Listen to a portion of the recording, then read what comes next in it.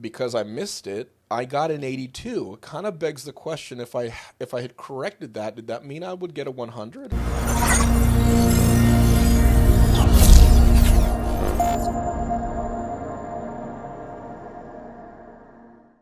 Hey everyone, Ever Christopher here. So this is part 2 of my photo competition award journey, and this is for July.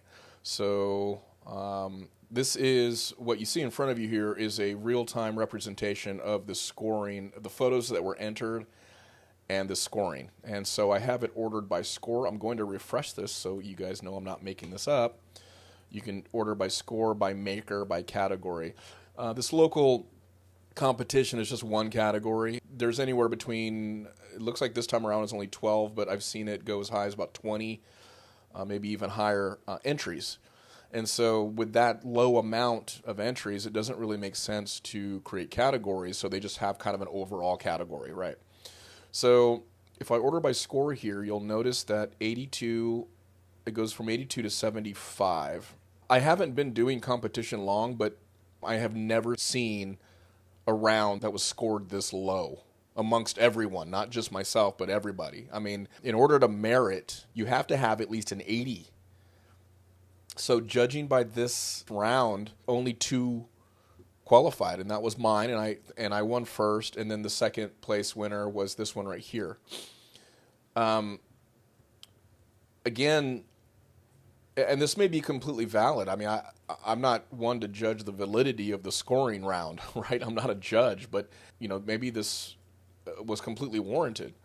But either way, I just wanted to kind of mention that off the outset. Now, I did won first place. I elected to get a critique, and I want to show you something that is important whenever you're doing final analysis and editing of any photo that you want to enter in to competition. You can be so close to something that you don't see the full picture, and you can be so far away from something that you don't see the details of the photo. And in this case, my miss, according to the critique that I received, literally the only thing that was wrong with this, evidently, if we go all the way out, one of the things they look for is the brightest part of the photo.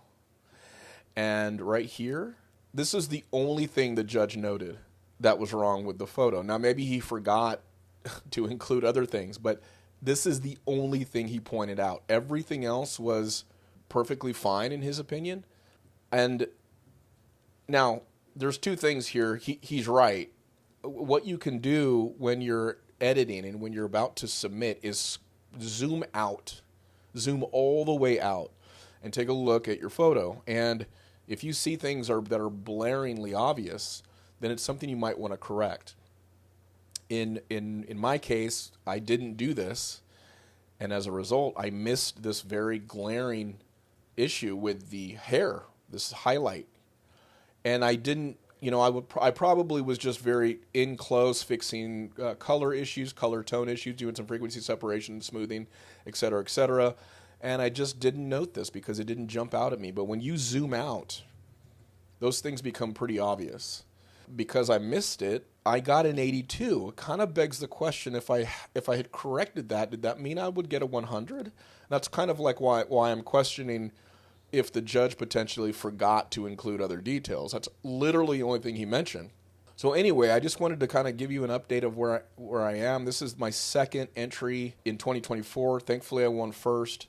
Oh, and then also I did enter twice. I entered this one. This is a picture I took in 2015, and I called it Under a Crystal Glow. And that one got a 77. So that didn't even merit. So this one, I was surprised because I worked hard to make this cement part symmetrical. Originally, there was a bunch of other cement in a step that put the symmetry just out of whack.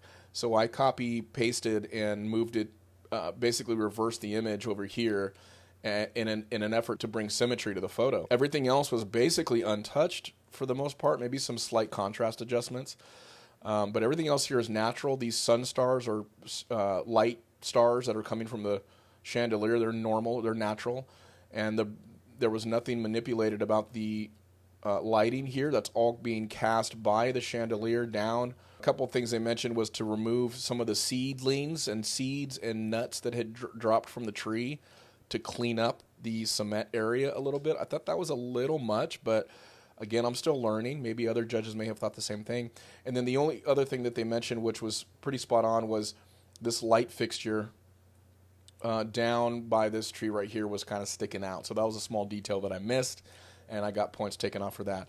But other than that, I mean, it just seems like a very low-scoring round for everyone involved.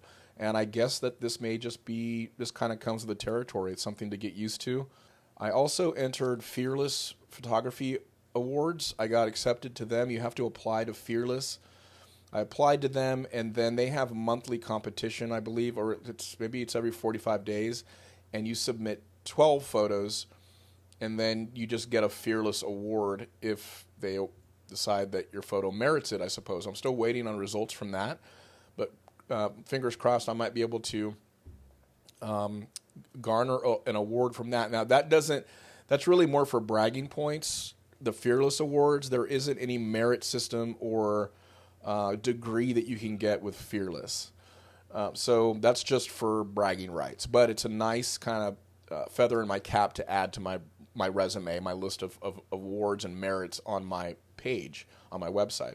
And then the other thing that I did recently is I entered the merit image review process with PPA, directly with PPA, because what I found out about the local competitions is even if you get a photo that might qualify as a quote-unquote merit, that doesn't translate over to PPA.